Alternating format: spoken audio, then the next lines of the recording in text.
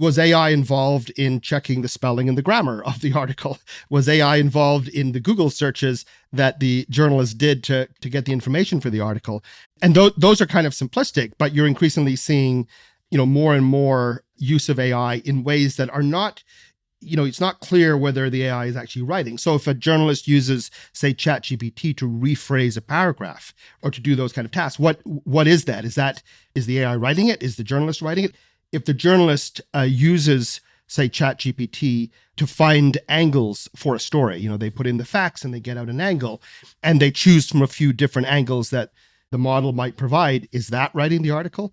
So I think there's very few cases where articles are being written wholly by AI, but there's an increasingly blurry line between fully manually produced articles and AI-produced articles. This is David Caswell telling us about how AI will change journalism in the future. David is the founder of StoryFlow, an innovation consultancy focused on AI workflows and news production. He's previously worked with AI for the BBC and several other big news corporations. Together with Shuwei Fang, he's the author of a recent report, AI in Journalism Futures, from Open Society Foundations. And, as you might have guessed it, AI and journalism in the future is our topic today. Now, you've probably already heard how realistic an AI-generated podcast can sound. So what else is in store for us in the future? AI-generated news shows, maybe personalised to the extreme so we each get our own version of the 9 o'clock news. Now, this is so far the only version of Lives of Tomorrow, and I can assure you that you are listening to a human being. My name's Carla Busazi, and I'm the CEO of WGSN, the world's leading trend forecasting company. David, it's such a pleasure to have you on the podcast. I'm presuming you're a real human too. So if so, please introduce yourself. My name is David Caswell. I have been working with innovation in news and AI in news for probably 12 years now, something like that. I got really passionate about this when I was working at Yahoo. I was the product director for the part of the news recommendation system and started to really see in those early days that this was on a trajectory for a big impact. So I've been doing that for quite a long time. I've done a lot of product type innovation in news organizations, the BBC, Tribune, Los Angeles Times, and so on. And then I also have a small academic career. So I do some research around computational and automated journalism and try to keep a foot in the practical side as well as the theoretical side. Let's start with, why is this so important that we recognize that it is going to change journalism? And how far do you think it is going to change? So get to the punchline nice and early. Yeah, I think the reason this is particularly impactful for journalism is because it deals with the very fundamentals of what journalism deals with, which is information expressed in language. And these tools can obviously do that, and do that in very impressive ways, and do that in ways that are improving relentlessly. So I think that's the why. In terms of like the scale and the extent of the impact, that's a big unknown, but I think it's quite reasonable to assume that the disruption that this will cause will be on the level of social media or the internet itself, perhaps, or quite possibly even more so. The thing that's new here is that, these tools can automate and kind of compete with journalists in the production side of news, not just in distribution. So if you look at the impact of the internet and social media, that's basically kind of messing with the distribution of news, whereas this is messing with the actual production of news. And that's the fundamental change.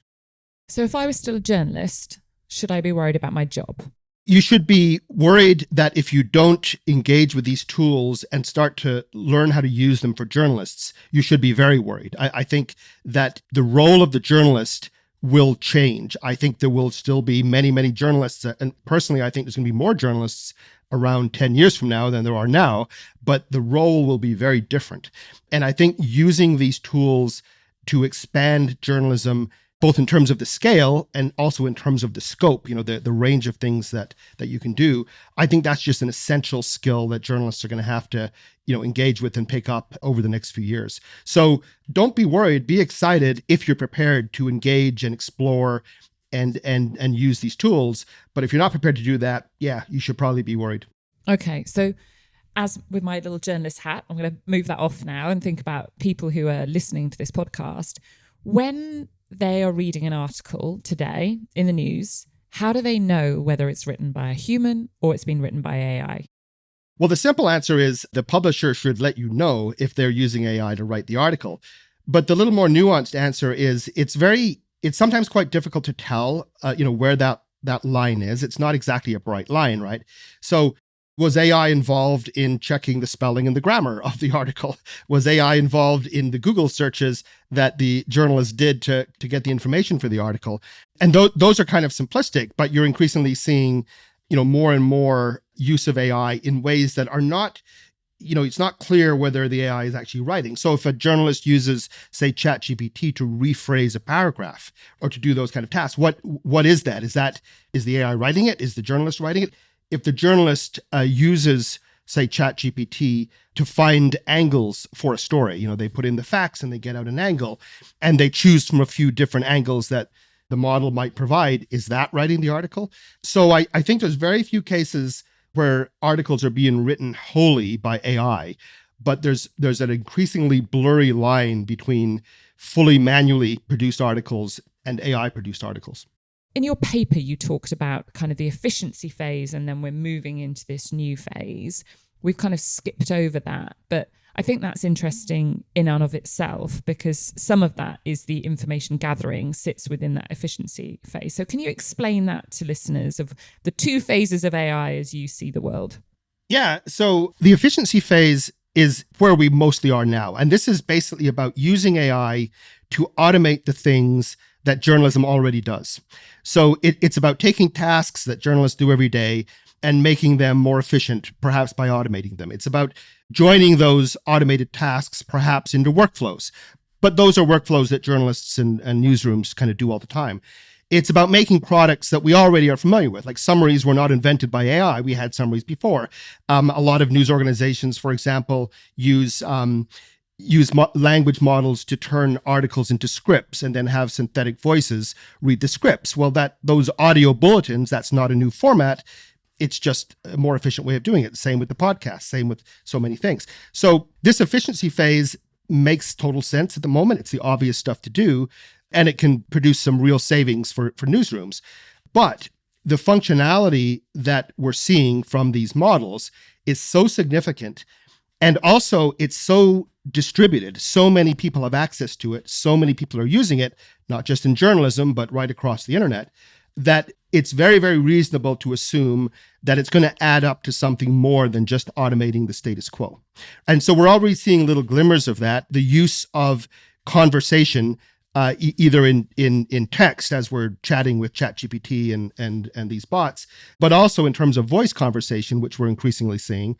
This is starting to become a new modality for working with journalism. And I think, when you start to look maybe 2 or 4 or 8 or 10 years in the future, those kind of new modalities, new forms of scale in news gathering, new combinations of experience, newly personalized experiences, those start to become the main part of the ecosystem, right? And that's what we're kind of getting at in the report. That was kind of the whole objective really of that AI and Journalism Futures project, was to try to understand what all this might be adding up to a little bit in the future.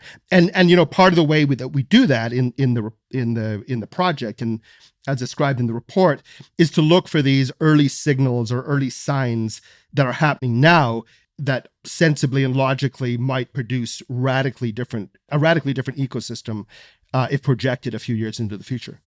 So there are 5 scenarios in the report, but there is one that I just wanted to kind of talk about for a moment, which is power flows to those who know your needs, which is quite interesting. Can you explain what you mean by that and the ramifications for us? Yeah, I think this is a particularly interesting one for journalists because I think it points to what journalism might become in the future. So the scenario here is it assumes this world where AI can do the reading, the news gathering, the watching, the transcribing, translating. It can kind of consume or read or digest most of the source material that's available, and also produce the experiences. So that kind of machines in the middle scenario. But in that scenario, when you can kind of find any story and communicate any story in any way, then the question becomes, well, what stories are important and how should they be communicated to a particular individual? And so in that scenario, there's this role that opens up to essentially use this orchestra of AI capabilities on behalf of a user or an audience. And what that requires is not just understanding what AI can do, it's also understanding what the deep, visceral, authentic needs and values and lived experiences are of the audience. So the more you can understand and really deeply, genuinely appreciate an audience, and it could be an individual, it could be a local audience, it could be a niche, a hobby, a profession, whatever it is. But the more that you viscerally understand what it's like to be in that audience, the more you can effectively use this orchestra of AI tools to serve them. And so that role becomes more and more and more powerful. So that, it's already the case where journalists should know their audience. Doesn't happen as often as it should, but that's good advice now. But in an AI mediated information ecosystem, it might become critical, because if you don't understand your audience, well, then what are you doing? The AI can do the commodity stuff. In that scenario, what happens to journalism is it kind of reverses, right? It becomes the phrase that I'm increasingly using for this is listening as a service, where journalists become listeners more than speakers. Like right now, journalists, they gather this information and then they are basically speakers into the conversation, whereas journalists might increasingly become listeners of the conversation and therefore know exactly when to contribute using these tools, the right piece of information to the right time and to the right person. Okay, that's really interesting. Anyway, we'll talk more about how AI is going to impact journalism in the future in a minute. But first, I want to get to know you a little bit better. So, David, here are some quick fire questions for you. Don't think too much, just first thing that comes into your head. What is the top song on your Spotify playlist for 2024? A soundtrack from a video game called Battlefield 2042. I just love this soundtrack. I play this thing again and again and again. It's a very chaotic kind of music. I find like when I'm really getting into these kind of far out thoughts, these kind of implications for the work that I do, this kind of chaotic, it's music, but it combines the sort of the patterns of music with this chaos. And in a way, it's like coming to terms with the chaos as music. And I just love that stuff. I'm trying to find more music that's like it, but I think it's a very kind of new genre. So that's what I've been listening to lately. Okay, I'm going to download. I'm going to play it on my walk home tonight. Yeah, it's very, very good. Highly recommend it. Okay, right. When you get on a plane, would you rather have a window or an aisle seat, and why? So I'm a window seat person by far, and there's a little bit of story here. I'm actually also an instrument-rated private pilot. Wow. I owned my own airplane for a long time. And honestly, like I've been around pilots, with like 20,000, 30,000 hours of experience, which are like incredibly experienced pilots. And they all take window seats. For people who are really, who really appreciate the magic of kind of sitting in a seat in the sky, there's just no excuse not to have a window seat. There's nothing that annoys me more when I'm on a transatlantic flight and we're flying over the Greenland ice cap at 35,000 feet, and I'm being told to put my window down so that people can watch their silly movies when the Greenland ice cap at 36,000 feet and bright sunlight is right beneath you. I just don't understand that at all. I'm absolutely a window person. I don't think you and I can ever be on a plane together, David. I hate to say it. I like to think I'm very curious about the world, but I spend so much time on a plane. I'm like, aisle seat only. I need to be able to get in and out. I need to stand up. So a pro tip for transatlantic flights, get the north-facing side at night and look for the northern lights. Best place to see the northern lights, 35,000 feet over the North Atlantic on a flight. Okay, all right. I am going to take that advice. I'm definitely going to take that advice. Okay, what's your measure of a successful day? I like to have a little bit of different things in a successful day. I like to learn something. A successful day is when I've come away from the day and I'm like, wow, I didn't know that. That was great. I like to have a little social component to a day. Like, did I have a real conversation with somebody, get to know somebody or have some kind of... Do I get to tick that box today that you had a real conversation with someone? Yes, exactly. I think that's important. I like to eat. So, if I had a good meal or some kind of interesting food or something, that's really interesting. I like nature. I like to do a daily walk when I can through Regent's Park here in London. I really enjoy that. So I think a perfect day is a day that has a little bit of everything. There's a movie that's on the streaming services at the moment that I highly recommend called Perfect Days. And it's about this guy who cleans toilets for a living in Tokyo. And it is a wonderful, beautiful movie about just that, about how these little bits of your day kind of combine together to make them perfect. And very uplifting movie. Highly recommend it. Your quickfire questions are just fascinating answers. So I asked you one, you'd asked intrigued. I've been intrigued about 59 times in this conversation. Do you think journalism is going to be better or worse in this AI future that we're entering? I think it's going to be better. So again, I think that we all have agency over this. I think journalists, they can decide at some small level to work towards using this for a better information environment, or to maybe ignore it and maybe let others, decide how it's used. But I think we all get to play a little role in that. I think it's a responsibility that we all kind of work together at every level to try to make better outcomes from this. My sense is that it's going to be better. I think we're going to have the opportunity to have a level of awareness about our world, our society, our politics, our locality, our professions, that we're going to have the opportunity to know more about these things than we've ever had before at a significantly greater scale. And we're going to have an opportunity to learn that and to know that in ways that fit with how we consume information. So if we're a visual person, we get it visually. If we're not as comfortable with words, we don't have to read long articles. We can engage. More people will have more access to more information. I think that is a very real opportunity. There's a lot of big downsides, but that opportunity I think is real. And if we all kind of rise to the occasion, as it were, and try to engage and make a difference with this, maybe we can kind of get more towards that kind of positive view and less towards some of the more exploitive dystopian views. And how transparent do you think the news organizations of the future will need to be on that front? We have a increasingly distrustful consumer base.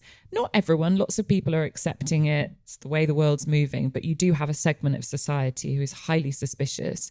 To keep them engaged in the news that any given publication is creating, are they going to need to say 20% of this was written with AI or AI supported in the research? What's your take on that? I think transparency is fundamental. I mean, I think there are practical reasons to be fully transparent. Just giving people insight into what your product actually is. Are you setting up a system to deliver information, or are you adding this high value stuff that I was talking about early? Just being transparent from a product point of view or even a marketing point of view, I think is important. But then it's also an ethical issue as well. I think misrepresenting AI generated content as human generated content, there's an ethical kind of boundary there. And so I think transparency at some level, and this is one of these things that seems very simple and obvious at first, but then that blurry line makes it a little more difficult. People who are doing work on transparency in journalism, they usually find that this gets more complicated the more that you get into it. And also on the audience side, audiences very quickly become fatigued with seeing these big reminders all the time that what they're seeing might be assisted with AI. And so you're starting to see things like people replace that with those little icons, those little AI sparkle icons that you might see, and little kind of subtle clues. And then the audience itself is not static. Audiences, I think, are becoming quite sophisticated, or at least some portion of the audience, about AI. They can start to recognize AI generated images. They're using, there was a study or a survey that came out of the Federal Reserve in the US that found that about 40% of the working age population in the US was regularly using generative AI. And so people are starting to become more and more sophisticated. This is not a static audience we're dealing with. Yeah, and it's not a fringe audience either, is it? No, exactly. And part of that audience probably don't even realize they're using AI, because if you're searching anything on Google now, you're getting AI results right at the top of your search results. And so we're sort of gradually being tuned to use this and not maybe question some of the results that we're getting. Yes, and that's a real danger. And we've seen similar things with the internet itself. And when people started using the internet at some kind of scale in the mid to late 90s, we saw the same kind of a thing where people would be used to trusting things in print, and they would, well, I saw it on the internet, it must be true, right? There was a period when that was the case. We've seen it with specific products, including media products. Wikipedia is a good example. Wikipedia started, people were, well, anybody can contribute. How trustworthy is this? But then over time, we learned what it was, how it came to be, how much we could trust it, and it took on a different role. So I think there may be something like that going on here, where early on, the potential to make really bad errors about what you should trust and what you shouldn't is there, but over time, people become more aware, more sophisticated, more discerning in how they interpret AI generated. This is why I think the transparency thing becomes very important in whatever way it's delivered, because you have to have the opportunity to assess, and that requires knowing what the origins of your media consumption. Let's look to the future. What's the most radical manifestation of all of this? So the most radical manifestation is a scenario that we identify in our report called machines in the middle. And machines in the middle is a scenario where you combine two things that we're already seeing with AI in journalism. So one is AI-supported news gathering. So this is where the AI is reading and listening to and transcribing and translating and watching everything essentially that's published in digital format, every piece of audio and video and text, every PDF, every press release, every piece of government data, all of it is being kind of read and consumed by AI, and AI is identifying stories in that tsunami of information. That's AI news gathering. And then on the other side, you've got this phenomena, which is also already quite significant in AI and journalism, which is AI creating experiences of news, right? So you start off with something like an article. Well, you can use AI to create a summary, which is a different experience of news. Or you can use AI to create an audio bulletin, as I spoke about earlier, another experience of news, or a video, or a comic or graphic novel, or a different kind of text. All of these different ways of expressing news, maybe more context for people who don't have prior familiarity with a story, or less context for people who are already very familiar with the story, those kind of distinctions. And so when you put those two together, AI news gathering, producing many orders of magnitude more stories and more information than we currently have, plus AI created news experiences, generating all of these much more engaging, much more accessible ways to consume information. When you put those together, you get this machines in the middle. And that is that is a scenario that, of the approximately 1,000 people that we gathered insight from in the course of this study, that was a very, combinations of that or versions of that was a very pronounced scenario. And then we're also already seeing examples of it in the current ecosystem. We see examples of this at X and X.ai. They have a product called X Stories, which essentially reads Twitter all the time, continually reads Twitter, finds stories that are interesting just for you, writes little articles about them, and then puts those on a feed for you. So there are examples in the current moment that this machines in the middle scenario is actually developing. I love this idea that depending on how much of an expert you are on something, you'll get more or less of it. I think that's really fascinating.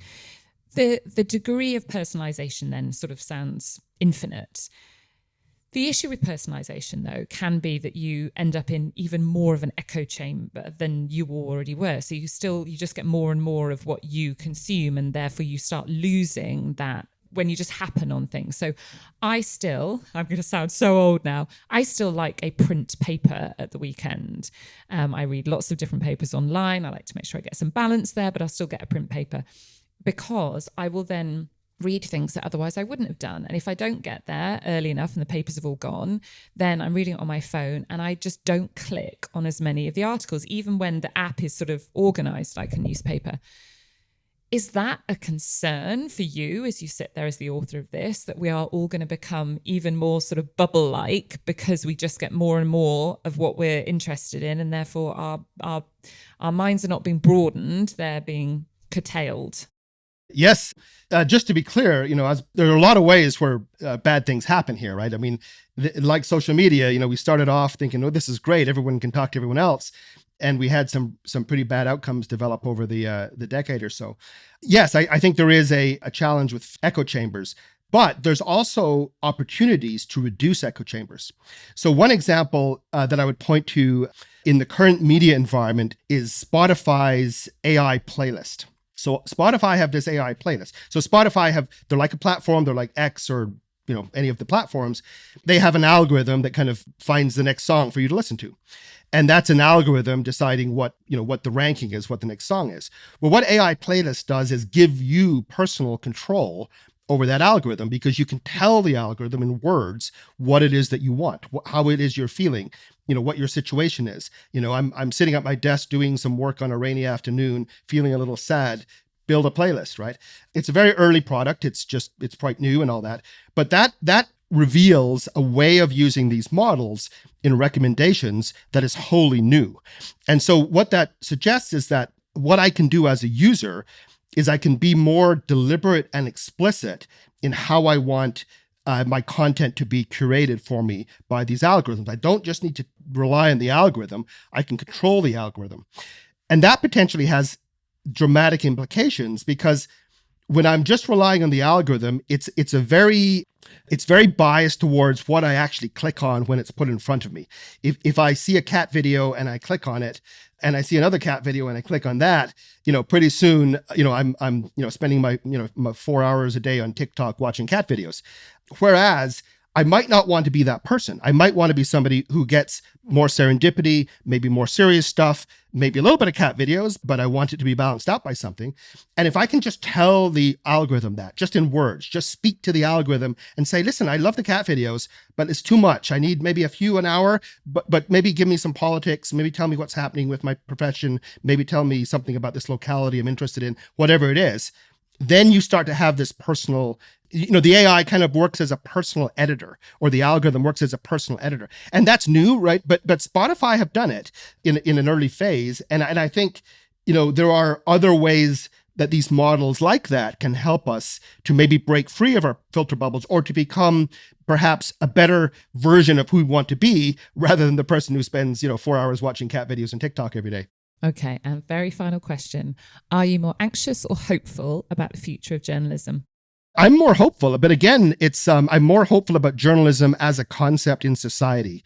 And that's what I focus on. My take on this is that ultimately what we want is a society in which everybody is informed, or has the opportunity to be informed by truthful, trustworthy information. That's the baseline. How we get there is up for grabs, I think, and the way that we get there is increasingly going to involve AI.